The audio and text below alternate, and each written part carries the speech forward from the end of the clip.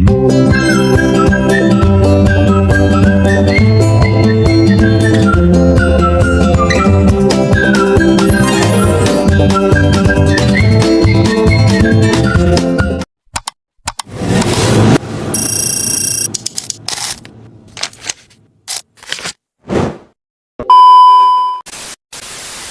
teman-teman, di sini saya akan membuat video pembelajaran untuk memenuhi tugas ujian akhir semester untuk mata kuliah Etika Profesi dengan dosen pengampu Ibu Polintan Rehudina Sembiring MPD.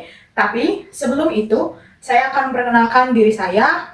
Perkenalkan, nama saya Septiana Anggraini Christine Huta Barat dengan nomor NPM 2309100161. Demikian perkenalan singkat dari saya. Selamat menyaksikan. Nah, melalui video ini saya akan menjelaskan mengenai pengertian kode etik profesi keguruan dan juga organisasi profesi keguruan.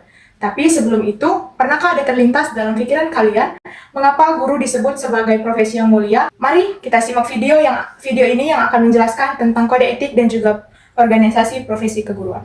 Yang pertama, kita masuk dalam pengertian kode etik profesi keguruan. Kode etik profesi keguruan dapat diartikan sebagai seperangkat norma dan aturan moral yang dapat menjadi pedoman perilaku bagi guru dalam menjalankan tugasnya. Ada beberapa fungsi kode etik profesi keguruan, yaitu yang pertama, kode etik keguruan berfungsi sebagai kompas moral dalam mengambil keputusan. Nah, dalam hal ini, kode etik berfungsi sebagai pedoman internal yang dapat membantu guru ketika dihadapkan pada situasi dilematis atau ambigu dalam praktik sehari-hari di lapangan. Yang kedua, kode etik keguruan berfungsi sebagai pelindung martabat profesi. Dalam hal ini, kode etik berfungsi sebagai standar perilaku minimum yang menjaga citra dan kehormatan profesi keguruan secara kolektif.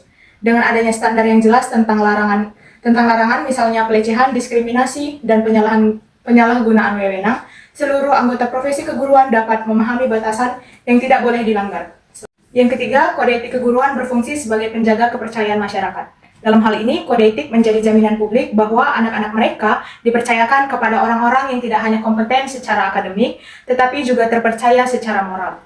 Nah, ada beberapa aspek kepercayaan masyarakat yang harus dijaga oleh seorang guru, yaitu yang pertama adalah kepercayaan keamanan.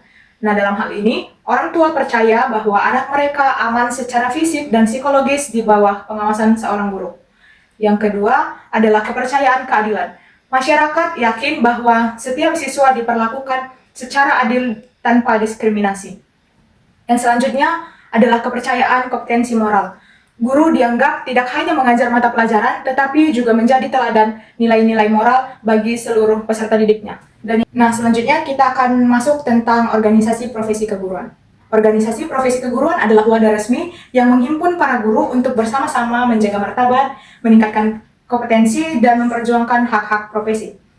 Nah, organisasi keguruan ini memiliki 3 fungsi inti yang saling berkaitan.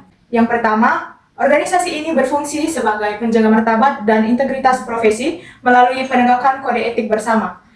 Ia menciptakan mekanisme internal untuk menilai dan memberi sanksi atas pelanggaran etika, sekaligus membangun citra publik yang positif tentang profesi guru sebagai bidang yang bermartabat dan dapat dipercaya. Yang kedua, organisasi profesi berperan sebagai motor penggerak peningkatan kompetensi berkelanjutan.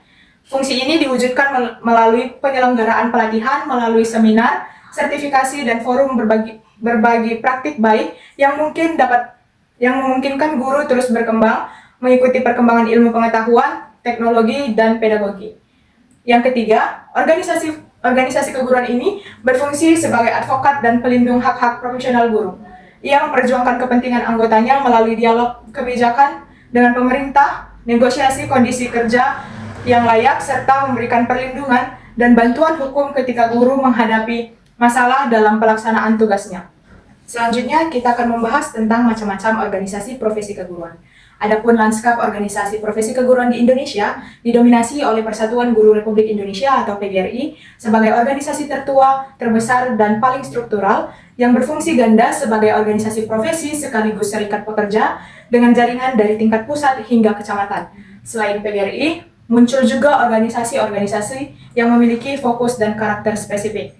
Seperti contohnya ada Ikatan Guru Indonesia atau IGI yang lebih mengedepankan pendekatan komunitas, fleksibilitas, dan inovasi dalam pengembangan kompetensi, khususnya pemanfaatan teknologi pendidikan. terdapat organisasi profesi dengan spesialisasi bidang tertentu. Contohnya, ada Asosiasi Guru Penulis Indonesia atau AGUPENA yang secara khusus membidangi pengembangan literasi, kepenulisan, dan juga publikasi karya ilmiah para pendidik.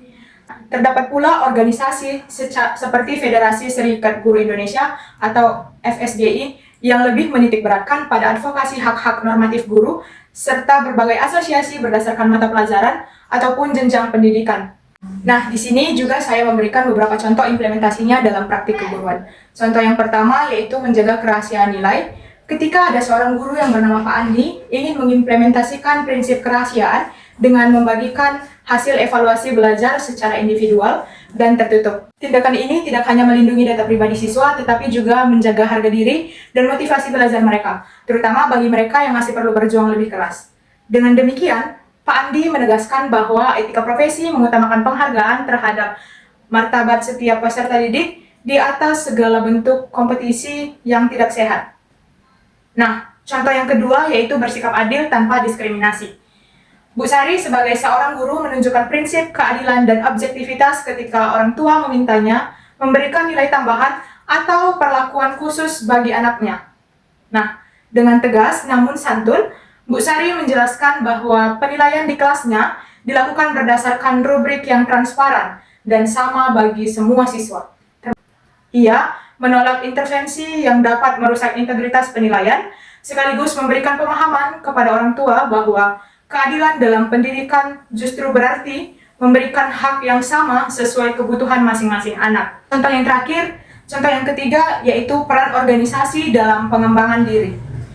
Nah, sebagai anggota aktif PGRI, Pak Budi memanfaatkan organisasi profesi sebagai sarana pengembangan kompetensi berkelanjutan.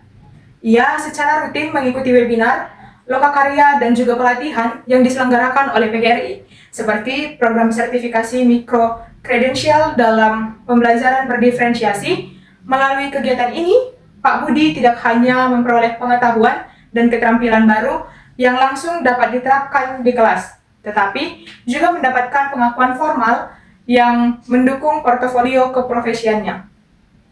Nah, organisasi profesi dalam hal ini berperan sebagai jembatan yang menghubungkan guru dengan sumber belajar terkini, komunitas praktisi, dan juga sistem pengakuan nasional, sehingga perkembangan karirnya dapat terarah dan terdokumentasi dengan baik. Demikian materi yang dapat saya sampaikan tentang pengertian kode etik dan organisasi profesi keguruan. Maka kesimpulan yang dapat kita peroleh yaitu, secara holistik, materi ini menggarisbawahi bahwa kode etik dan juga organisasi profesi merupakan dua pilar yang tidak terpisahkan dalam membangun keprofesionalan seorang guru. Kode etik berfungsi sebagai kompas moral internal yang memandu setiap tindakan edukatif, mulai dari prinsip berbakti kepada peserta didik, menjaga kerahasiaan, hingga bersikap adil dan objektif. Sementara itu, organisasi profesi seperti PGRI, IGI, dan AGUPENA berperan sebagai ekosistem pendukung eksternal yang menguatkan posisi guru melalui pengawasan etika, peningkatan kompetensi, advokasi hak, dan penjembatan hubungan dengan pemangku kebijakan. Implementasi nyata dalam praktik keguruan seperti menjaga kerahasiaan nilai, berlaku adil tanpa diskriminasi, dan aktif dalam pengembangan diri melalui organisasi dapat menunjukkan bahwa integritas profesi tidak hanya berupa konsep ideal, tetapi tindakan sehari-hari yang konsisten.